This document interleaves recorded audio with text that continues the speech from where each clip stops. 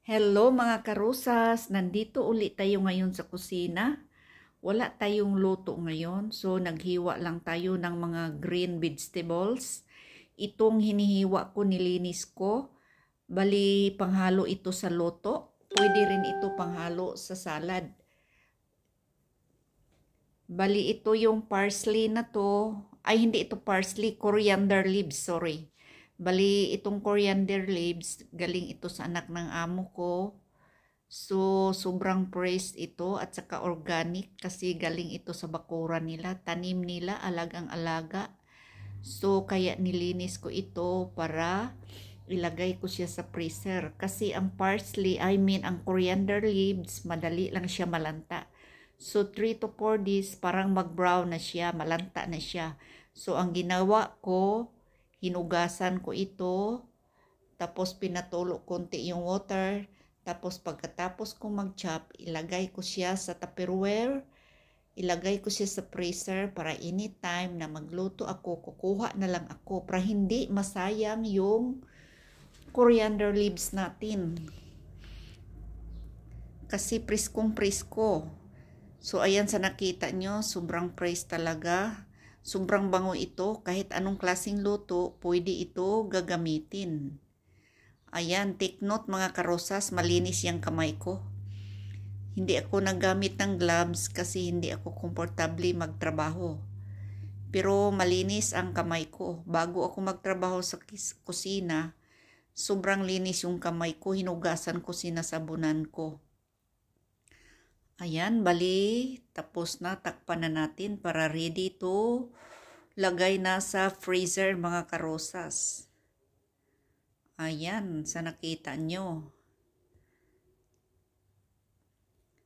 So, maghugas tayo ng pangsalad. Bali sa Arabic, ang tawag dyan is gerger. So, paborito ko yan. Dati, ayokong kumakain yan kasi parang medyo mapait. Ay, hindi naman siya mapait eh. Hindi ako nagustuhan ang lasa. So, habang tumatagal, nagustuhan ko na. At saka nabasa ko yan sa Facebook. Ito palang gerger pala.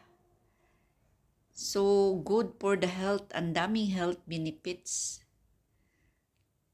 Ayan. Parang kapare-kapareho lang din sa lichos. Ayan, may radish tayo. Malinis na yung radish natin. Ito, may dill tayo. Para din yung coriander leaves. Panghalo din sa salad.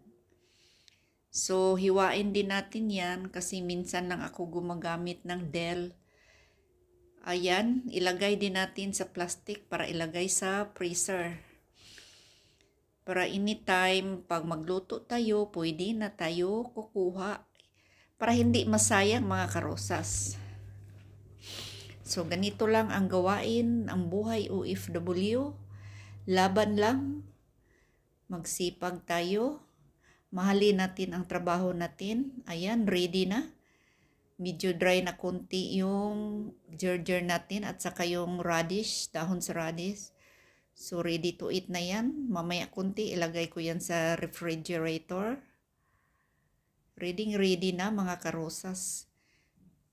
Mas maganda yung ilagay natin sa refrigerator na malinis para pag anytime, kukuha na lang tayo.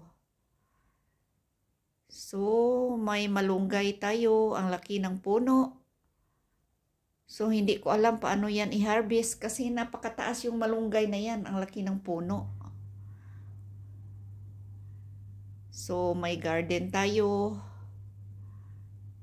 May misa. Ayan, dyan ang mga sa bakuran, mga tanom. Yung dates na yan, walang bunga kasi hindi pa ito time ngayon na tigbunga sa dates. Yan, maraming tanim-tanim sa garden kasi pag tag-init, malaking tulong ang mga tanim-tanim sa bakuran. Parang hindi masyadong mainit sa palibot at saka sa loob. So, sa nakita nyo, ang laking puno ng malunggay. Ayan, hanggang dito na lang tayo mga karosas. Thank you so much for watching. Please don't forget to subscribe. Like, share, and comment, and tap the bell para updated kayo sa sunod na mga videos. Bye-bye everyone! Ayan. Ayan, may malunggay pa tayo. So, ang laki ng puno talaga.